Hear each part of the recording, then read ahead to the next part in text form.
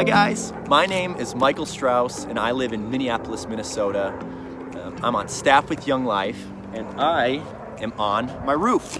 And I'm not just on my roof because I'm sick of sitting inside all day or because it's a beautiful day here in Minneapolis, but I am on my roof because I get to share with you guys an incredible story from the Bible about a group of friends who, just like me, climbed up on a roof.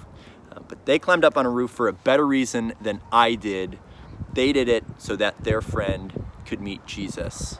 And we learn in the Bible that Jesus has done amazing, amazing things. It tells us that Jesus is God's son and that he's fully God and fully man. So if we want to know what God is like, all we have to do is look at the life of Jesus.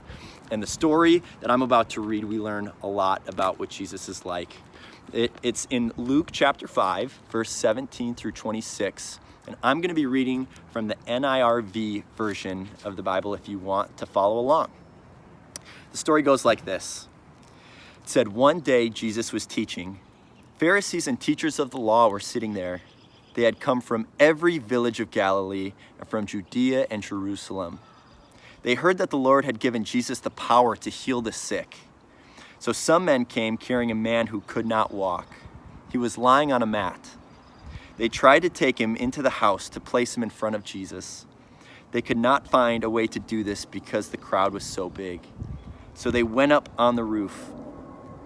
See, anywhere Jesus would go, crowds would follow him. People would follow him because he had done a lot of incredible things, like healing people who were sick or blind or couldn't walk. He also taught some incredible things. So whenever he would teach, people wanted to hear what he had to say. So Jesus was speaking in this house, and there was so many people there that they couldn't even get in through the front door. There was no room left. So they did what they had to, was climb up on the roof. The story continues. Then they lowered the man on his mat through the opening in the roof tiles. They lowered him into the middle of the crowd, right in front of Jesus. So they dug through the roof. They made a hole so this man could get lowered down just so he could meet Jesus. Houses were a little different back then. It'd be really hard for me to dig through my roof. I'd probably need some pretty big tools. But houses were made of like clay and mud and sticks back then. But it would have been really hard work. And they were probably really tired and their hands probably hurt and they were probably sweating. But they knew how important it was for their friend to meet Jesus, this man who couldn't walk. After he was lowered down, it says, when Jesus saw that they had faith, he spoke to the man. He said, friend, your sins are forgiven. The Pharisees and the teachers of the law began to think, who is this fellow who says such an evil thing? Who can forgive sins but God alone? Jesus knew what they were thinking.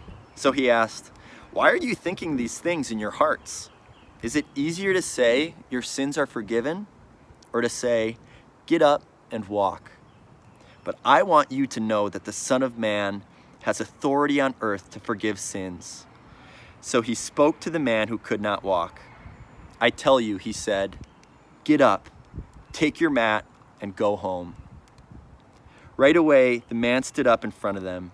He took his mat and went home, praising God. Everyone was amazed and gave praise to God. They were filled with wonder. They said, we have seen unusual things today. What an incredible story. This man's whole life was changed by meeting Jesus. It wasn't just changed because before he couldn't walk, and after meeting Jesus, he could walk. See, Jesus is powerful enough to heal that man's legs. Jesus is powerful enough to do anything, and he cares what people want. He cared that that man couldn't walk, and he wanted to help him. But more importantly, Jesus cared about the man's heart. See, first he forgave his sins. He forgave his heart. Sin is what separates us from Jesus. Sin is why the world sometimes doesn't feel right, why it feels broken, because it's not how it was supposed to be. See, we were made to be in a relationship with God, and sin kind of broke that. But Jesus is the one who can fix hearts. He fixed this man's heart in the story, And he wants to do the same for you and for me, for everyone. See, Jesus cares about everything that's happening with you. He cares how you're feeling, what you like, what you don't like, but he cares most of all about your heart. And I hope you remember that from this story. The other thing that I think is really cool about this story is the man's 4 friends who carried him up onto the roof, who did whatever it took so he could meet Jesus. Your young life leaders want to do the same. They would do whatever it takes for you to meet and learn about Jesus and get to know him better. They care about you, want to hear what's going on, want to hear what's happening in your life. So I encourage you to reach out to them. They want to hear from you and hang out with you and talk to you and FaceTime. And yeah, just hear how life is going. So I encourage you to do that. And just remember that Jesus cares about you and wants to heal your heart. Let me pray. Dear Lord, thank you for caring about us. Thank you for caring about how we're feeling. Thank you for healing our hearts. Thank you for all my friends who are listening and watching this. We love you.